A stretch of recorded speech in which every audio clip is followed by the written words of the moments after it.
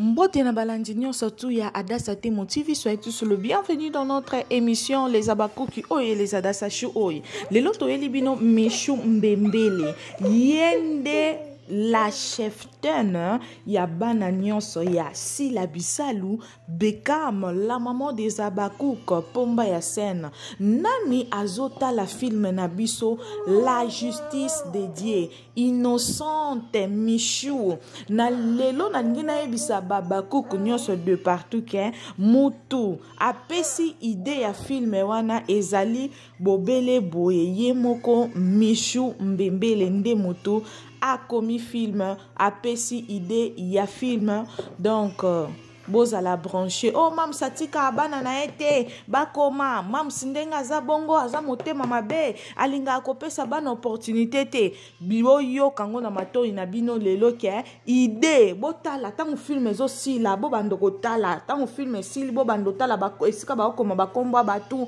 ba pesa ba remerciement ba pesa ba lo babatu nani asali mise en scène bokomona ke idée ya Michou Mbembele. Donc mwana na biso ndenga zala wana avandi boue a raisonner bien apesi idée na ye ya Michou Mbembele nyonso eleki kitoko makasi. Donc moi na biso akanisi film moko oyo ezo pesa makambu oyo pesi makambu na kati ya Sila Bisalou officiel. Premier épisode na biso déjà ezana 113k. Alors to beleli na Babakouk to continuer ko consommer film to féliciter moi na biso Michou Mbembele.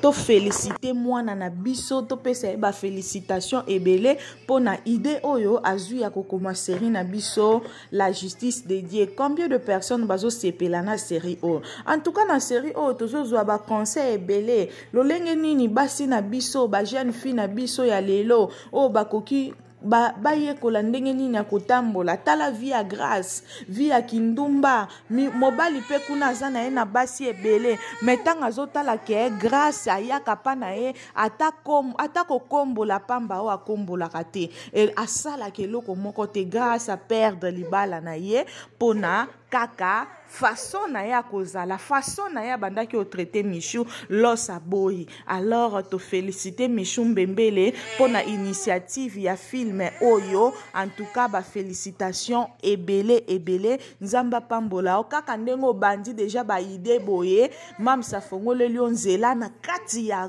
SB production o pesi idée. En tout cas c'est pas facile eza eloko moko o eza facilité pa batu nyonso ke na kati ya SB o koma film mais maman na wa fongoli o mutema zala kaka ndengo zala continuer toujours kozala respect vis-à-vis à maman na o kozala gentil eza très important ko changer te. En tout cas boza bana oyo biso tozoti la mutema boza bana oyo biso tozana esengo parce que bozali wana continuez toujours kosala musala na yo nde nzamba sungi mam sa fongoli le porte. En tout cas ozwa susu ba idée kitoko makasi.